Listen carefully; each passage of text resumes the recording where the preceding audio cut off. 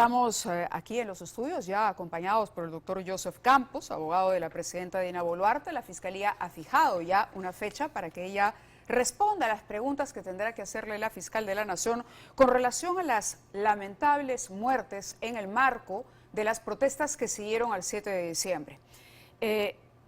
Nadie, nada y nada justifica que se pierda una vida. El asunto aquí tiene que ver con cuál fue la participación del gobierno que asumió una vez que Castillo fue detenido y vacado por el Congreso luego de intentar un golpe de Estado, de dar un golpe de Estado que no prosperó por los motivos que ya todos conocemos. Doctor, muchísimas gracias por acompañarnos. Bienvenido al programa. Gracias, Mabel, a tu disposición. En principio, usted ha dicho que la presidenta no se acogerá al silencio. Lo ha dicho ella, lo ha dicho el primer ministro, pero también le escuché decir que alguna pregunta impertinente usted sí podía, como consejero legal, decirle que se abstenga de dar una respuesta ante una pregunta impertinente. ¿Cuál sería, por ejemplo, una pregunta impertinente? Que se traiga un tema que no es materia de la investigación, cualquiera, ¿no? Lo que pasa es que los silencios se ejercen como medio de defensa para efecto de no autoculparse de alguna manera, o simplemente no corresponde a una pregunta que pueda salir de la descabellada de repente de alguien que pretende, en vez de buscar contribuir a la investigación, busca notoriedad. Entonces, finalmente, ese tipo de preguntas que son las que deberían evitar responderse, ¿no? Esa decisión yo la asumo completamente como mi responsabilidad. Pero en principio la voluntad de la señora Boluarte es declarar y responder a todo el cuestionario. Pero por supuesto, porque insisto, lo que no va a haber es el silencio como medio de defensa, eso está claro. El día de hoy, el semanario Hildebrand en sus 13 publica un informe de Américo Zambrano y dice que reprimir brutalmente fue una decisión política. Y adjuntan unos documentos, dicen, órdenes de operación que publicamos en esta edición sobre la futura responsabilidad penal de la presidenta y su primer ministro queda más clara que nunca.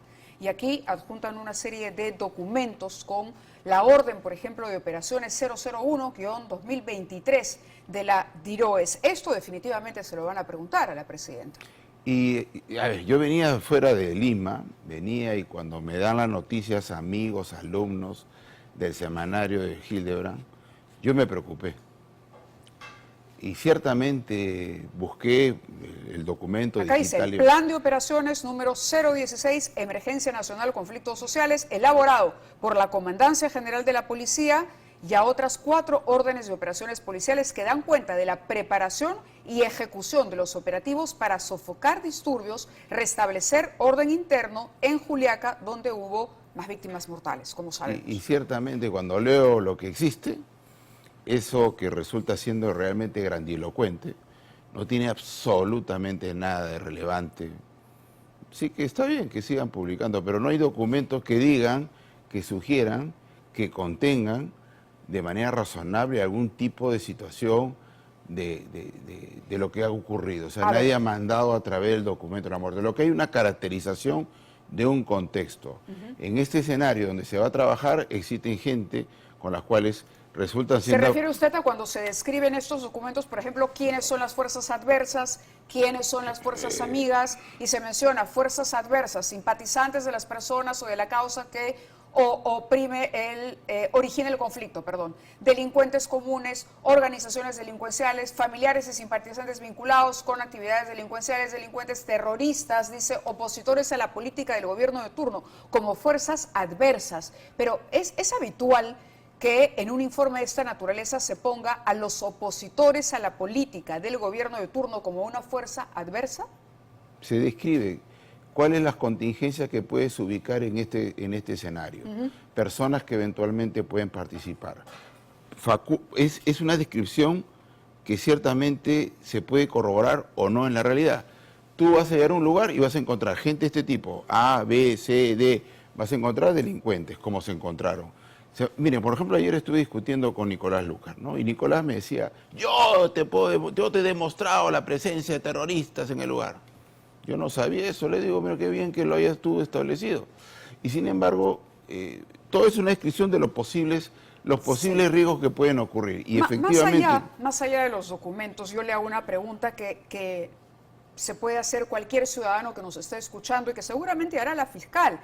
¿Cómo explica la presidenta Boluarte que 18 civiles mueran a causa de disparos de proyectiles de arma de fuego que impactaron en cabeza, ojos, cara, tórax, abdomen de los manifestantes en circunstancias que incluso han sido catalogadas como una masacre según la Comisión Interamericana de Derechos Humanos. ¿Cuál es la explicación de la presidenta Boluarte a ese hecho objetivo? El hecho objetivo es que existen esas necropsias.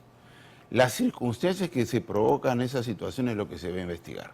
Lo que ha dicho la Comisión Interamericana es no solamente eso. Primero, estuve muy atento con la presentación del informe y ciertamente la presentación dijo algo mucho más importante que lo que dice el documento.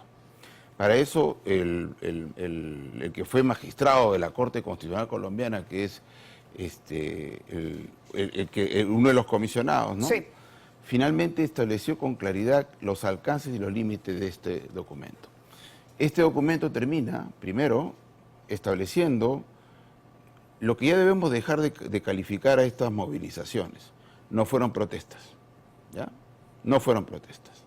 La propia Corte Suprema estableció hace 2 semanas que muchas de las cosas que se presentaron en ese momento son delitos. La Comisión Interamericana ha calificado que esto que hemos visto no alcanza los estándares internacionales de lo que es una protesta, precisamente porque se encontraron armas, se encontraron municiones, se encontró eso en una protesta que solo se puede ejercer pacíficamente. Entonces, primero dijo Bernard Pulido frente a la insistencia de una pregunta que esto es un informe situacional. No puede determinar, porque no es fiscal, no ha habido una investigación, sino que más bien ha enviado al Perú a que se desarrollen las investigaciones de una manera objetiva, ¿no? Imparcial y con absoluta...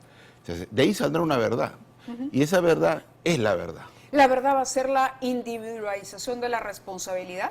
Y hecho por agente que tiene competencia, experiencia, y en el marco de lo que los llamados a establecer una verdad. No la verdad que digan algunos desde la lectura de la necropsia, porque la necropsia tiene que decir, alguien murió y alguien mató. Claro, porque uno dice, ok, hubo una muerte a causa de un disparo directo.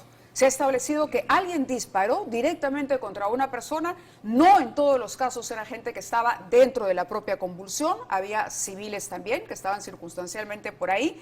Entonces, la respuesta es, ¿por qué pasó lo que pasó?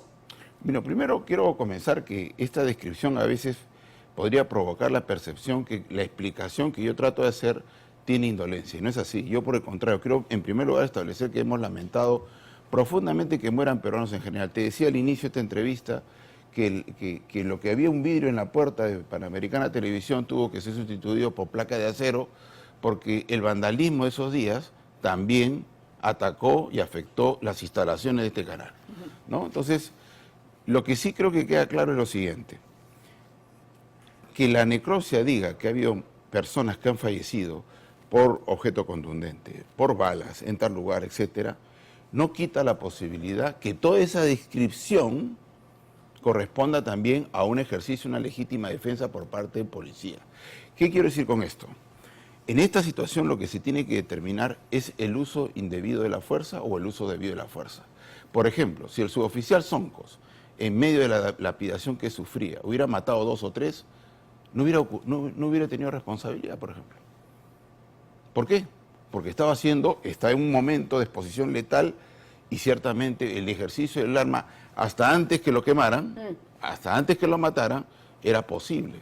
Entonces, todas esas situaciones hay que establecerlo de una manera objetiva y no priorística, porque efectivamente, de acuerdo a cómo se ve o cómo se describe, las personas que están involucradas ya no tienen ninguna oportunidad de defenderse. La presidenta dirá, como ya ha señalado en algún momento, igual que el señor Alberto Otárola, que estos planes, que ellos no tenían una línea de mando y que no conocían los planes de las Fuerzas Armadas y Policiales para el manejo de la situación. Tiene mando, lo que no tiene comando. Hay unos abogados irresponsables, y eso quiero destacarlo porque ojalá me esté viendo, cuando establecen y dice, en la jurisprudencia, caso Fujimori, existe, por ejemplo, que el presidente tiene mando y comando. Por eso lo condenaron a Fujimori.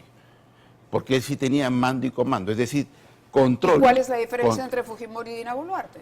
Porque Fujimori sí se demostró a través del proceso judicial, antes no, que él sí tenía administración de las Fuerzas Armadas.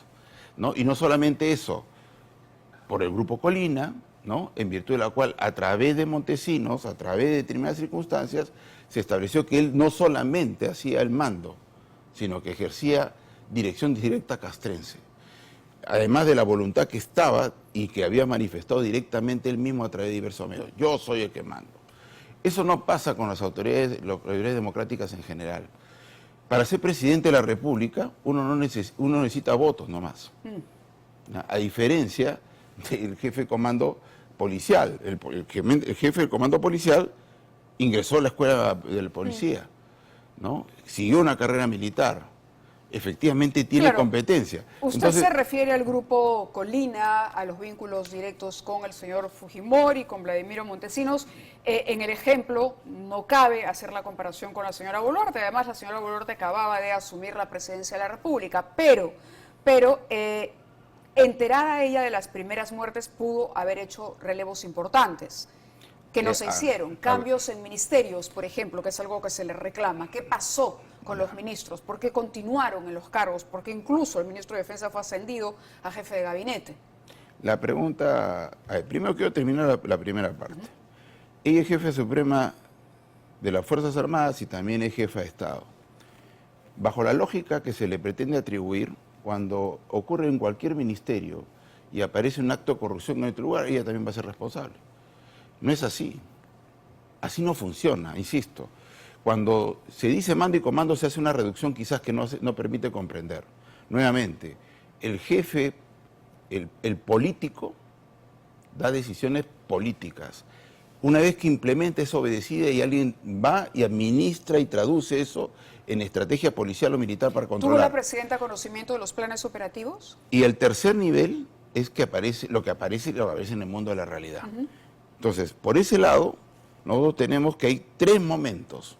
Un primer momento donde el político que solamente tuvo votos para ser jefe supremo... Dina Boluarte no ingresó a la escuela policial ni a militar. No hizo carrera militar. Quizás no le guste el arma, no le gusten las armas. De repente no sabe usarlas. Sería mal que ella asuma directamente o controle los operativos policiales. Cuando se lee, por ejemplo, el documento que cita César Hildebrand, justo se invoca autonomías operativas por parte del personal policial, porque es así en el sentido de que no se le puede establecer a un civil el desarrollo de un operativo. Entonces, si no se entiende eso, no se va a entender nunca nada.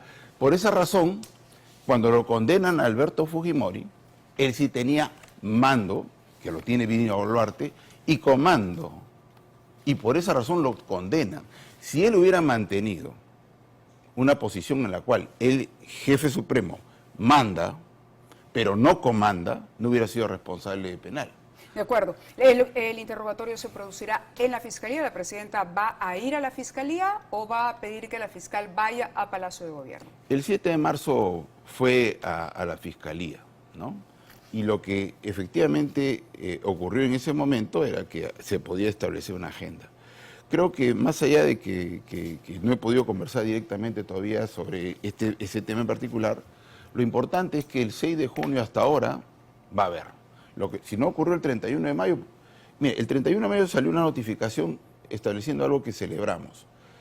Se dijo en el documento que nosotros habíamos insistido, y eso fue verdad. Esta programación fue consecuencia de una insistencia nuestra porque la presidenta tiene el máximo interés en que esto se esclarezca.